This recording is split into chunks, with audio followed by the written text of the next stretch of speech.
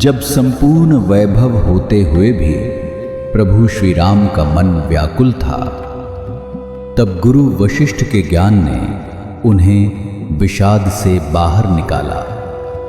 सुनिए बकुल जी की वाणी में। स्वागत है। जय श्री राम। ज्ञान को आगे बढ़ाते हैं। 26 फरवरी है आज। श्लोक क्या है आज का? तस्मिन् प्रथमतः सर्गे या यथा यत्र संविदः कचितास्तास् तथा तत्र स्थिता अद्य अपि निश्चलाः। अर्थ है, जो भी जहां भी और जैसे भी कल्पना असीम चेतना ने पूर्व सृष्टि में की होती है, वह सब उसी रूप में और उन्हीं गुणों से युक्त रहती है और वही आज भी है।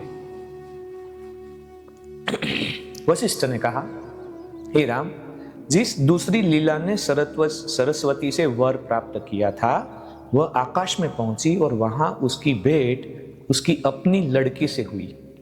लड़की ने लीला को अपना परिचय दिया और लीला ने उससे कहा कि मुझे मेरे पति से मिला दे। फिर वह लड़की अपनी मां के साथ उड़कर वहां जहां पहुंची। अब हमें ये प्रश्न उठेगा कि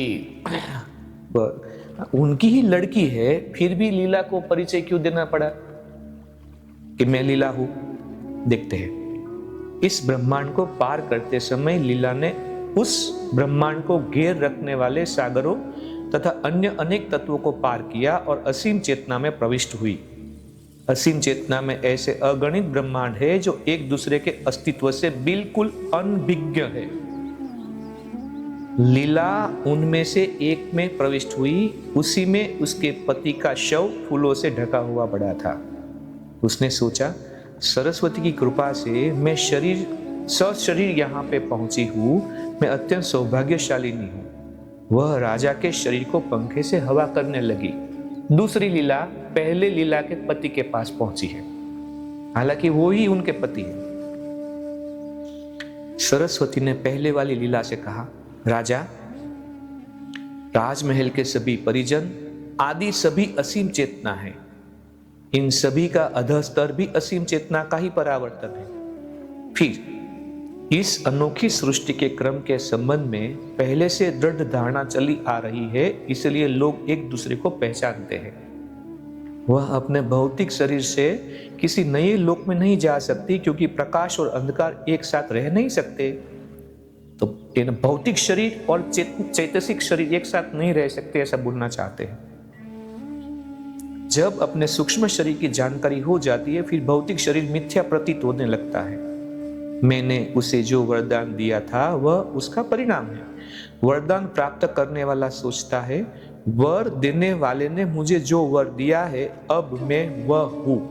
इसलिए वह सोचती है कि मैं अपने भौतिक शरीर से ही अपने पति के आवास पर पहुंची हूं। सिर्फ जिसे ज्ञान हो जाता है वही सूक्ष्म जगतों में प्रवेश पाता है। तो पहली लीला का जो प्रश्न था कि मुझे सशरीर क्यों जाने नहीं दिया, उनको क्यों जाने दिया, हालांकि जो गई थी दूसरी लीला सशरीर, वो उनका भ्रम था कि मैं सशरीर गई हूं, ऐसा सरस्वती समझा रहे हैं।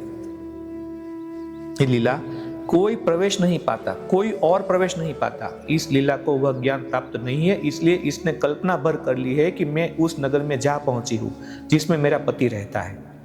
ज्ञानी लीला ने, पहली लीला ने कहा, कृपया मुझे बतलाए कि विभिन्न पदार्थ अलग अलग विशिष्ट गुण कैसे प्राप्त कर लेते हैं। जैसे अग्नि में ताप होता है, बर्फ में शीतलता होती है, पृथ्वी में घनता होती है आदि। सरस्वती ने कहा, प्यारी लीला, ब्रह्मांडीय प्रलय के दौरान संपूर्ण ब्रह्मांड विलीन हो जाता है, केवल असीम ब्रह्म का ही अस्तित्व रहता है।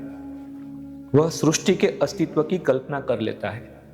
फिर से श्लोक का पाठ है, जो भी जहां भी और जैसी भी कल्पना असीम चेतना में पूर्व सृष्टि में की होती है, वह सब उसी रूप में और उन्हीं गुणों से युक्त रहती है और वही आज भी है। वस्तुतः यह क्रम असीम चेतना में अंतर्निहित है।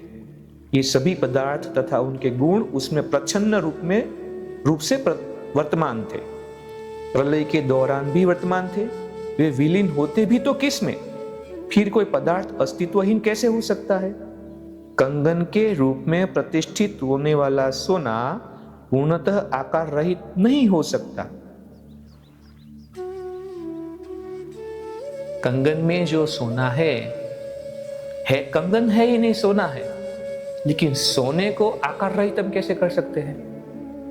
इसलिए पदार्थ के बारे में पिछले दिनों से विपरीत आज ये कथन आया। ऐसी ही ब्रह्मांड की व्यवस्था यानी कि नियति है, जिसे कोई अभी तक परिवर्तन नहीं ला सका। इस परम ज्ञान को आज यहाँ पे विराम देते हैं। इसी श्रृंखला के मणिके को आगे कल देखेंगे क्या होता है। तब तक के लिए जय श्री राम। इस ज्ञान यात्रा में हमारे साथ बने रहने के लिए चैनल को सब्सक्राइब करें और बेल आइकॉन दबाएं।